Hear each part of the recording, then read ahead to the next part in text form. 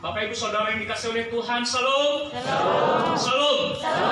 Firman Tuhan yang kita renungkan pada hari ini kutip dari kitab Ulangan pasal 15 ayat 22. Kitab Ulangan pasal 15 ayat 12 sampai ayatnya yang ke-18. Dalam bahasa Nias, lima Mose faza felelima ayati felebrua diruki ayati felewalu. Ulangan pasal 15 ayat 12 sampai ayatnya yang ke-18. Beginilah kebenaran firman Tuhan di bawah perikop memerdekakan budak Ibrani. Apabila seorang saudaramu menjual dirinya kepadamu, baik seorang laki-laki Ibrani ataupun seorang perempuan Ibrani, maka ia akan bekerja padamu 6 tahun lamanya. Tetapi pada tahun yang ke-7, engkau harus melepaskan dia sebagai orang merdeka. Dan apabila engkau melepaskan dia sebagai orang merdeka, maka janganlah engkau melepaskan dia dengan tangan hampa. Engkau harus dengan limpahnya memberi bekal kepadanya dari kambing dombamu, dari tempat pengirikanmu, dan dari tempat pemerasanmu, sesuai dengan berkat yang diberikan kepadamu oleh Tuhan Allahmu, haruslah kau berikan kepadanya. Haruslah kau ingat bahwa engkau pun dahulu budak di tanah Mesir, dan engkau ditebus Tuhan Allahmu. Itulah sebabnya aku memberi perintah itu kepadamu pada hari ini. Tetapi apabila dia berkata kepadamu, aku tidak mau keluar meninggalkan engkau, karena ia mengasihi engkau dan keluargamu, sebab baik keadaannya padamu, maka engkau harus mengambil sebuah penusuk dan menindik telinganya pada pintu, sehingga ia menjadi budakmu untuk selama-lamanya. Demikian juga kau perbuat kepada budakmu perempuan. Janganlah engkau merasa susah apabila engkau melepaskan dia sebagai orang merdeka, sebab 6 tahun lamanya ia telah bekerja padamu dengan jasa 2 kali upah seorang pekerja harian. Maka Tuhan Allahmu akan memberkati engkau dalam segala sesuatu yang kau kerjakan. Demikian pembacaan firman Tuhan. Bapak Ibu Saudara yang dikasihi oleh Tuhan, kita sebagai bangsa Indonesia saat ini kita sedang dalam suasana kegembiraan, oleh karena sebentar esok kita akan memperingati hari ulang tahun kemerdekaan kita Indonesia yang ke-70 tahun. Maka dengan itu izinkan saya pada kesempatan ini saya memberikan salam kemerdekaan bagi kita semua. Merdeka! Merdeka! Merdeka! Merdeka! Merdeka! Merdeka!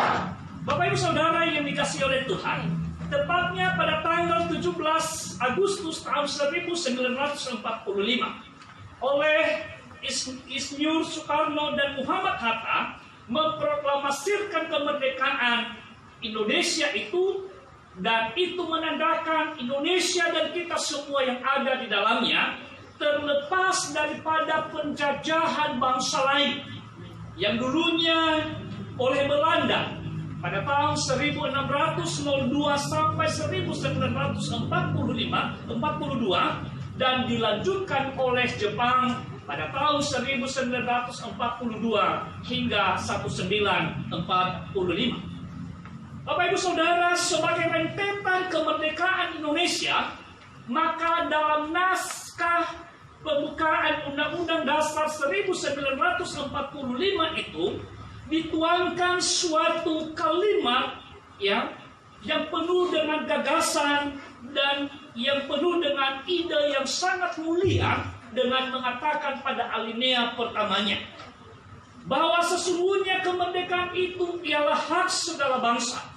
Dan oleh sebab itu, maka penjajahan di atas bumi harus dihapuskan karena tidak sesuai dengan peri kemanusiaan dan peri keadilan. Bapak Ibu Saudara, sebagai bangsa Indonesia kita boleh katakan, sejak tahun 1945, 75 tahun pada hari ini, berarti negeri ini sudah merdeka. Usia yang sangat tidak muda lagi. Kalau orang 75 tahun, berarti sudah jadi kakek dan nenek.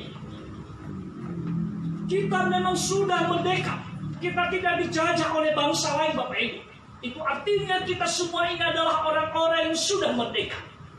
Tetapi yang menjadi pertanyaan adalah, dalam umur yang ke-75 tahun demikian, sudahkah arti dan makna kemerdekaan yang sesungguhnya itu, sudahkah benar-benar dirasakan oleh seluruh rakyat Indonesia, termasuk kita yang ada di tempat ini pada hari ini?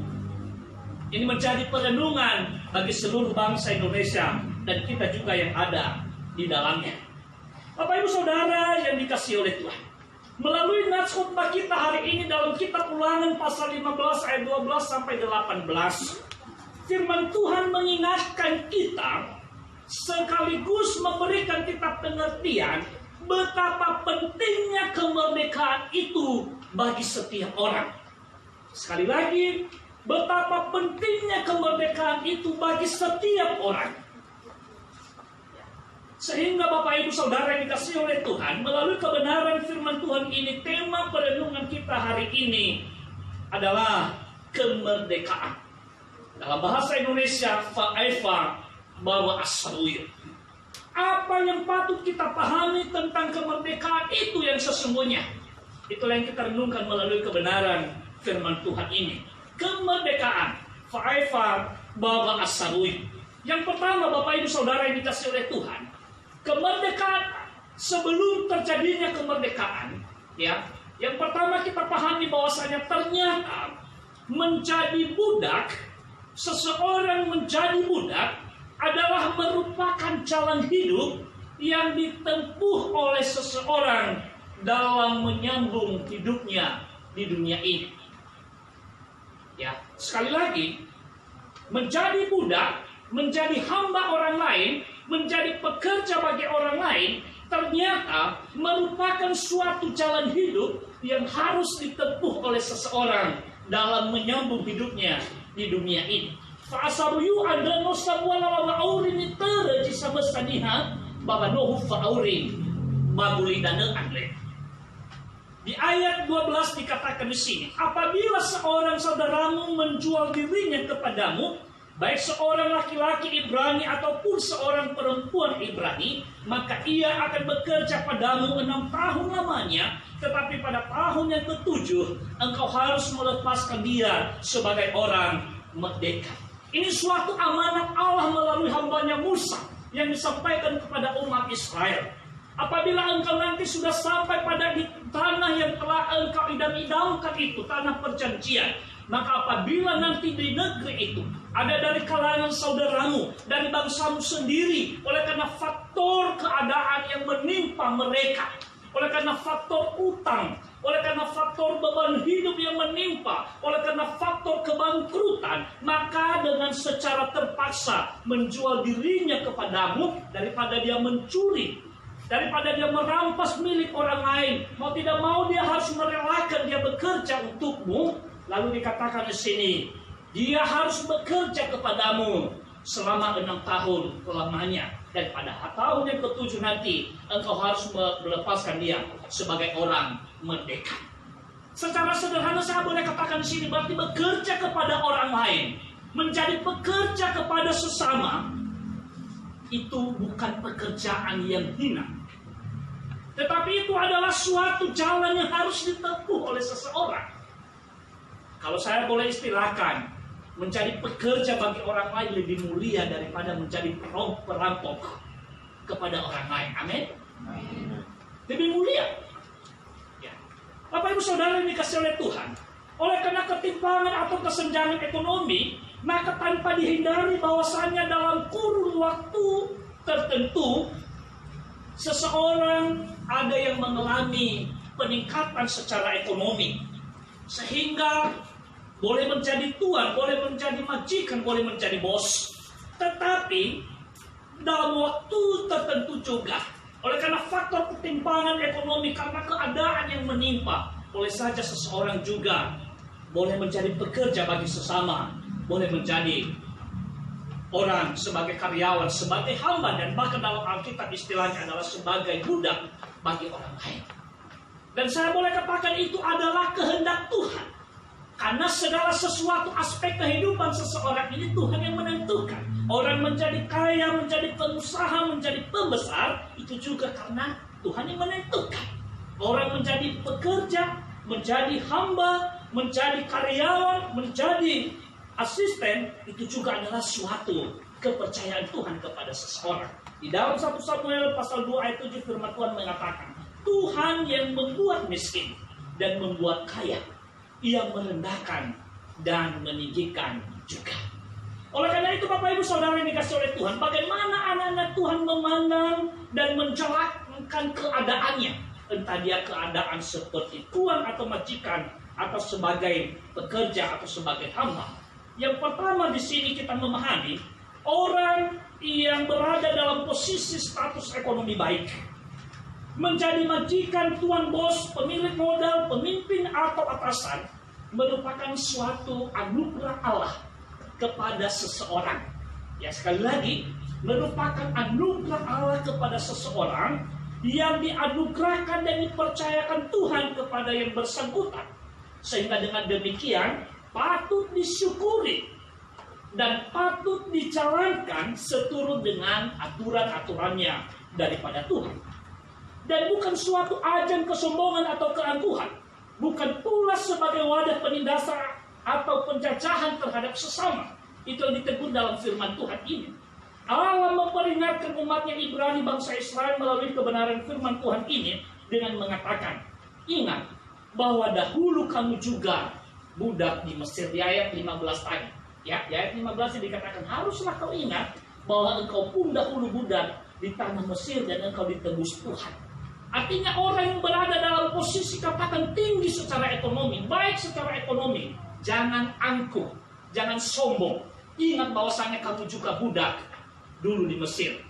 Berarti kalau kita masyarakat Indonesia, dikatakan kepada kita ingat, sebelum tahun 1945, orang tua kita, kakek nenek moyang kita ini semua juga dulu budak. Bahkan di negeri kita sendiri. Sehingga tidak perlu kita angkuh, tidak perlu kita sombong kalau keadaan kita sedang membaik. Bagi kita juga yang hidup di bumi Indonesia ini diperingatkan hal demikian. Ya, sehingga sesungguhnya kita harus memiliki kerendahan hati dan menjauhkan dalam diri kita mental seorang penjajah atau seorang imperialis atau kolonialis. Bagaimana mental seorang penjajah? Yang pertama, yang sering disingkat dengan SNS, suka melihat orang susah. Kalau ada orang yang senang melihat orang susah, itu mental seorang penjajah. Yang kedua, cenderung menuntut dan abai tanggung jawab. Ya, cenderung menuntut orang lain padahal dia sendiri abai terhadap tanggung jawabnya. Itu adalah mental seorang penjajah. Yang ketiga, gila kekuasaan, gila pangkat, dan gila jabatan. Menghalalkan berbagai cara, yang penting dia naik, yang penting dia duduk. Yang keempat, korup dan serakah. Ya, kurang terus. Ya, menggali terus, mengumpas terus, dan lain sebagainya. Dan yang ketiga, yang kelima adalah sombong dan angkuh. Menganggap yang lain tidak ada apa-apanya dan merasa diri yang paling tahu dan paling mampu. Itu adalah mental daripada seorang penjajah. Bapak Ibu Saudara yang dikasih oleh Tuhan, bagaimana juga dengan orang yang berada dalam status ekonomi lelah atau buruk? Saya katakan juga bahwasannya menjadi hamba atau budak, menjadi karyawan atau pekerja, menjadi asisten atau apalah namanya yang lain, juga merupakan suatu keadaan yang dipercayakan oleh Tuhan kepada seseorang yang patut juga diucapkan syukur dan terima kasih, sehingga keadaan yang menimpa seburuk apapun tidak menjadi alasan bagi seseorang untuk menggerutu tentang keadaannya. tidak menjadi alasan untuk tidak dapat berbuat apa-apa atau bersungut-sungut, tidak menjadi alasan untuk seseorang yang pasrah diri, putus asa, seolah tidak berpengharapan. Bapak Ibu Saudara yang dikasihi oleh Tuhan, sepatutnya dia orang yang berada dalam situasi ekonomi keadaan buruk dituntut juga supaya bekerja, walau harus menjadi pekerja bagi orang lain. Ada istilah yang mengatakan lebih baik menjadi pengorek sampah masyarakat daripada menjadi sampah masyarakat. Saya ulang ini, lebih baik menjadi pengorek sampah masyarakat daripada menjadi sampah masyarakat. Karena kenapa? Kalau menjadi pengorek sampah, katakan pemulung, itu masih mending, lebih mulia daripada orang yang sampah masyarakat. Sampah kan yaitu yang dikorek-korek itu. Itu juga adalah orang yang tidak berbuat apa-apa. Udahlah, pasrah saja. Ya. Saudara dikasih oleh Tuhan, orang yang berada dalam posisi yang demikian hendaknya memegang prinsip bersakit-sakit dahulu, bersenang-senang kemudian perlu bekerja keras. Karena tidak ada orang lain yang membuat kita menjadi kaya. Tidak ada orang lain yang membuat kita menjadi berada kalau bukan karena keringat kita sendiri. Karena bukan karena upaya kita. Dan Tuhan akan memberkati itu bagi orang-orang yang berusaha, yang bekerja keras. Karena itu saudara-saudara yang dikasihi oleh Tuhan, orang yang berada dalam posisi yang demikian ini juga hendaknya menjauhkan dalam dirinya mental daripada seorang hamba, mental seorang budak. Apa itu? Yang pertama, yaitu malas bekerja atau malas berusaha, terlalu memilih-milih pekerjaan. Yang kedua, berlagak kaya. Ya, jadi suka berlagak kaya supaya ada pengakuan, ada jati diri. Yang ketiga, tidak mau diatur dan tidak mau aturan. Keras kepala, suka memberontak dan suka melawan. Itu adalah mental seorang budak itu. Yang keempat adalah suka boros dan suka menghambur-hamburkan. Ya, tidak memikirkan, membandingkan berapa pendapatan dan berapa pengeluaran. Itu mental orang yang seorang budak itu. Yang kelima, angan-angan atau rancangan tinggi, tetapi aksi nihil, tidak ada. Ada istilah yang mengatakan keberhasilan berawal daripada mimpi. Karena itu tidurlah sebanyak-banyaknya supaya bermimpi. Saudara yang dikasih oleh Tuhan, kalau pekerjaan mimpi, tidur terus dan mimpi terus tanpa ada aksi, maka itu sia-sia. Dan saya katakan itu dalam mental seorang siapa? Seorang budak. Ya, itu mental seorang budak. Ya, karena mimpi terus, sudahlah tidur terus supaya ada mimpi. Ya, aksi itu juga perlu. Yang keenam adalah menerima suap, mangakana. So ada istilah yang mengatakan laun dunia, pamalah dunia. Orang yang suka mau orang yang suka mau ditutup matanya karena materi, itu adalah sebenarnya mental seorang budak. Bapak Ibu Saudara yang dikasihi oleh Tuhan, sebentar lagi akan diadakan pemilihan kepala daerah di berbagai daerah. Ya, kita berharap ajang demokrasi itu tidak menjadi momen pertontonan daripada mental buruk seluruh masyarakat dan bahkan juga orang-orang yang mau dipilih di dalamnya. Ya. Jangan lagi ada istilah seperti kemarin-kemarin itu, kalau pemilihan-pemilihan yang berlalu ada istilah yang mengatakan kenia cima pada kema cima kenia zilima fahim. Artinya kalau dia membayar kami dalam 1 hari, maka biarlah 5 tahun itu nanti biar sepuasnya dia nikmati. Itu mental seorang budak juga saya katakan. Atau ada istilah yang mengatakan siapa yang memberi banyak, siapa yang memberi aku, itulah yang akan kupilih. Kalau itu yang dipakai prinsip, maka itu juga adalah mental daripada seorang budak. Artinya saudara, kalau itu yang terjadi, kalau itu yang dipraktekkan, maka ajang demokrasi yang akan dijalankan hanya memperkokoh kekuasaan para penjajah-penjajah atau memunculkan tokoh-tokoh baru yang akan melanjutkan penjajahan kepada masyarakat itu sendiri. Bapak Ibu Saudara yang dikasihi oleh Tuhan, dalam kebenaran firman Tuhan ini memang dalam keadaan terpaksa keadaan tertentu karena ketimpangan ekonomi atau karena faktor yang lain, maka boleh saja ada ketimpangan. Ada yang bermodal besar, ada yang bermodal kecil, ada pemilik kerja, pemilik modal, majikan Tuhan, dan ada juga sebagai pekerja, sebagai asisten, sebagai karyawan. Dan itu adalah keadaan yang patut dijalankan, karena itu juga adalah suatu keadaan yang masing-masing diizinkan oleh Tuhan. Yang penting di situ adalah jangan pakai mental seorang penjajah, dan jangan pakai juga mental daripada seorang budak. Yang kedua, melalui kebenaran firman Tuhan ini, di ayat 12 sampai ayat 18, kita diberi pengertian bahwasanya kemerdekaan merupakan langkah kemandirian seseorang dalam menjalani kehidupannya. Langkah kemandirian seseorang dalam menjalankan kehidupannya terlepas daripada kungkungan orang lain. Itu di ayat 12 sampai ayat 18. Pada ayat ini kita melihat bagaimana perintah atau petunjuk formal dari Allah terhadap seorang tuan dalam memerdekakan seorang pekerjanya atau seorang hamba atau budaknya. Bahwasanya tidak boleh dilepas atau tidak boleh dimerdekakan dengan tangan hampa. Kalau sudah sampai di tahun yang ke-7, wajib dilepaskan sebagai orang merdeka, tetapi jangan dengan tangan hampa. Tetapi bagaimana? Melainkan harus dengan limpahnya memberi bekal dari kambing domba, dari tempat pengirikan, dan dari tempat pemerasan sesuai dengan berkat yang diberikan Tuhan. Luar biasa saudara.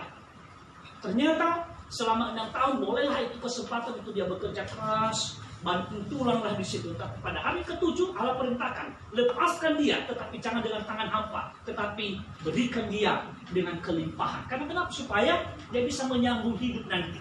Dia bisa menjalani hidupnya, dia tidak lagi menjadi gelandangan, dia tidak lagi menjadi hamba, dia tidak lagi menjadi budak bagi orang lain. Ayat 15 saya sudah baca tadi bahwasanya Allah menyatakan, ingat bahwasanya dahulu juga kamu budak di Mesir. Artinya benar istilah kita bahasanya mengatakan baitu fabaladuhima bayatadeu nayauka. Ketika memperlakukan budak itu, ingat juga bagaimana kalau Anda juga berada dalam posisi yang demikian. Ayat selanjutnya, jika seseorang hamba atau budak itu dengan niatnya sendiri, dia tetap kepada tuannya, maka telinga orang itu ditusuk dan menjadi budak selamanya. Nah, ada juga yang memang ya karena keinginannya sendiri, bukan karena terpaksa, bukan karena dipaksa, maka dia mengambil kesimpulan, saya tidak mau menjadi orang merdeka, saya menjadi orang budak di sini saja. Ini mentalnya juga ini, saya katakan ini mental budak juga tadi ini. Ya, tetapi seorang tuan tetap diperingati, biarlah dia tetap tinggal di situ, tetapi dia tetap dipelihara seperlunya. Dan selanjutnya pada ayat 16 dan 17 dan sampai ayat 18, Bapak Ibu Saudara yang dikasihi oleh Tuhan. Ya, diperingatkan di sini bahwasanya dengan seorang tuan berlaku kasih terhadap karyawannya, terhadap hambanya, terhadap budaknya, maka Allah juga menjanjikan bahwasanya seorang pemilik modal itu, tuan itu, majikan itu akan diberkati oleh Allah. Bapak Ibu Saudara, pada bagian ini sangat dituntut inisiatif seorang tuan atau majikan untuk berupaya memandirikan dan pada akhirnya membebaskan hamba atau budaknya sebagai orang merdeka. Dan diperingati untuk tidak boleh berbuat curang, mencari jalan supaya budaknya tidak dapat bebas dan atau menariknya kembali. Itulah yang diperingati tadi pada bacaan yang pertama. Allah marah kepada bangsa Israel pada zaman Yeremia oleh karena mereka melanggar tadi aturan Tuhan. Menjelang tahun ke-7 hendak membebaskan budak mereka, memang mereka bebaskan, tetapi hak-hak mereka tidak berikan. Sehingga budak itu nanti kembali lagi, ya udahlah, aku menjadi budak lagi di sini, aku menjual diri lagi. Ya, Allah memperingati mereka dan Allah marah kepada mereka, tidak boleh berbuat curang demikian, kecuali kalau niatnya sendiri. Tetapi karena terpaksa lagi, oleh karena dia tidak dibekali tadi, ya maka itu adalah suatu kekejian di hadapan Allah. Bapak Ibu Saudara yang dikasihi oleh Tuhan, realita kehidupan nyata di zaman kita sekarang ini, sesungguhnya memang secara teori ada seruan dan bahkan semua bangsa di dunia ini ingin menghapuskan penjajahan dan perbudakan. Dan kalau ada orang yang memperlakukan sesamanya sebagai budak atau mengistilahkan sesamanya sebagai budak, bahkan itu dianggap sebagai pelanggaran hak asasi manusia. kejahatan kemanusiaan. Jadi itulah sebabnya di zaman kita ini hampir tidak kita mendengarkan istilah budak. Bahkan istilah pembantu sekarang sudah tidak dipakai dengan istilah asisten. Tetapi Bapak Ibu Saudara yang dikasihi oleh Tuhan, bagaimana dalam dunia kerja? Disebut sebagai tenaga kerja, sebagai pegawai, sebagai asisten dan lain sebagainya. Apakah tidak ada perlakuan yang sesungguhnya sama saja juga layak yang diperlakukan sebagai budak? Kita mendengar saudara kita yang bekerja terutama di luar negeri, bagaimana mereka diperlakukan di sana. Lain namanya tenaga kerja Indonesia kalau laki-laki, tenaga kerja wanita. Tetapi apa pekerjaan mereka? Kadang-kala mereka diperlakukan dengan semena-mena oleh tuan mereka, oleh majikan mereka. Berarti sesungguhnya nama saja mereka sebagai tenaga kerja, asisten, tetapi sesungguhnya mereka diperlakukan sebagai budak. Itu tentunya tidak baik. Yang kedua, dalam hidup berumah tangga juga disebut sebagai istri dan atau suami, menyebut sebagai anak dan sebagai orang tua. Namun kadangkala saling memperlakukan sebagai budak. Sana sini kita mendengar kadangkala ada orang tua yang memperbudak anaknya, ya, menjual anaknya, dan bahkan juga ada sebaliknya anak yang memperbudak orang tuanya. Dia berlaku senang-senang, mengisap asap terus, tapi orang tuanya di kampung capek untuk bekerja mencari uang. Itu juga sebenarnya cara tidak langsung anak memperbudak orang tua. Ya, sebentar-sebentar minta uang dikirim, dia nggak tahu bagaimana pendirian orang tua. Tapi puji Tuhan, sepertinya anak-anak muda di BNKB di Mataram Selatan ini semua adalah anak-anak muda yang berhati mulia kepada orang tua. Amin. Ya, memang luar biasa. Pada umumnya pemuda-pemudi kita ini mencari pekerjaan sendiri sambil kuliah, itu yang baik. Ya, walaupun ada di antara mereka yang masih mengisap asap juga, yang mudah-mudahan itu karena hasil pekerjaan mereka, bukan jerih payah daripada orang tua. Ya. Dalam berorganisasi juga seringkali disebut sebagai pemimpin organisasi, sebagai pengurus organisasi. Namun kadang-kala dianggap sebagai budak, seolah-olah tenaga kerja buat anggota organisasi itu sendiri. Itu juga tidak baik. Terus sebabnya banyak orang yang mengundurkan diri dari suatu organisasi dan saya tidak mau menjadi pengurus lagi, saya capek, saya tidak mau menjadi pemimpin organisasi itu, saya capek. Kenapa? Kalau diperlakukan justru sebagai budak oleh anggota organisasi itu sendiri. Dalam berbangsa dan dalam bernegara disebut sebagai pemimpin atau sebagai atasan, tetapi seringkali memperlakukan dan menganggap sebagai penjahat, sebagai perampok, sebagai penindas. Ya. Atau memang keadaannya demikian. Ya. Saudara yang dikasihi oleh Tuhan. Demikian juga menyebut sebagai rakyat atau sebagai masyarakat, tetapi kadang-kala dijadikan sebagai objek dan sebagai batu loncatan untuk mendapatkan kekuasaan. Bapak Ibu Saudara yang dikasihi oleh Tuhan, berdasarkan nats ini kita boleh katakan, ya, bahwasanya mental seseoranglah yang menjadi ukuran seseorang itu. Dia berlaku tuan majikan seturut dengan kehendak Tuhan, atau juga dia menjadi pekerja, menjadi hamba, menjadi budak seturutkah kehendak Tuhan. Minggu yang lalu masih hangat diingatan kita. Seorang yang bekerja di usaha orang lain dituntut untuk mengerjakan pekerjaannya dengan ketaatan, dengan kesungguhan hati. Bahkan dikatakan di situ seperti untuk Tuhan. Dan seorang majikan pemilik modal juga, kalau orang yang bekerja dituntut seperti untuk Tuhan, berarti mestinya pemilik modal juga, pemilik pekerjaan juga, atasan, pimpinan harus juga memposisikan dirinya seolah-olah sebagai Tuhan bagi orang yang bekerja itu. Bapak Ibu Saudara yang dikasihi oleh Tuhan, melalui kebenaran firman Tuhan ini banyak hal yang kita renungkan bersama. Bahwasanya kemerdekaan merupakan anugerah Tuhan kepada setiap orang. Sama seperti kita juga bangsa Indonesia. Kalau besok hari tepatnya kita memperingati 75 tahun negara kita, itu adalah suatu anugerah Allah bagi setiap kita. Seperti yang telah dicantumkan juga dalam alinea ketiga pembukaan Undang-Undang Dasar 45 dengan mengatakan, atas berkat Allah yang Maha Kuasa, kemerdekaan yang kita peroleh saat ini secara kenegaraan Itu adalah anugerah Allah yang patut kita syukuri kepada Allah. Kemerdekaan dari Allah tidak hanya memerdekakan kita daripada secara jajahan daripada bangsa lain. Melalui Yesus Kristus, saya dan Bapak Ibu juga, Allah telah menyelamatkan kita. Kalau dulunya sebelum Yesus datang ke dunia, kita orang dunia ini adalah merupakan budak-budak daripada dosa. Kita tidak mampu membebaskan diri kita dari jeratan daripada kuasa dosa. Tetapi dengan Yesus datang ke dunia, datang sebagai pahlawan kita, sebagai Tuhan dan Juru Selamat kita, maka kalau dulu kita dijadikan sebagai budak dosa, kini kita dianggap sebagai anak daripada Allah, berarti pewaris daripada kerajaan surga. Artinya di situ lebih mulia daripada kemerdekaan kita secara fisik, kemerdekaan kita secara kenegaraan. Allah juga melalui Yesus telah memerdekakan kita dengan keselamatan yang dilakukan oleh Yesus. Berikutnya Bapak Ibu, pentingnya juga kita saling menghargai satu dengan yang lain sebagai manusia. Yesus sendiri Bapak Ibu Saudara, kepada murid-muridnya dia mengatakan, aku tidak menyebut kamu hamba, melainkan sahabat. Bapak Ibu Saudara, kalau Yesus sendiri menghargai murid-muridnya, tidak memanggil mereka hamba, layakkah kita kalau kita menganggap sesama kita adalah hamba? Apalagi sebagai budak. Jelek sekali istilah itu. Tetapi saya katakan, bolehlah istilah itu kita tidak memakai. Apalagi istilah zaman sekarang keren-keren. Tetapi sungguhkah benar kita tidak memperlakukan sesama kita sebagai budak?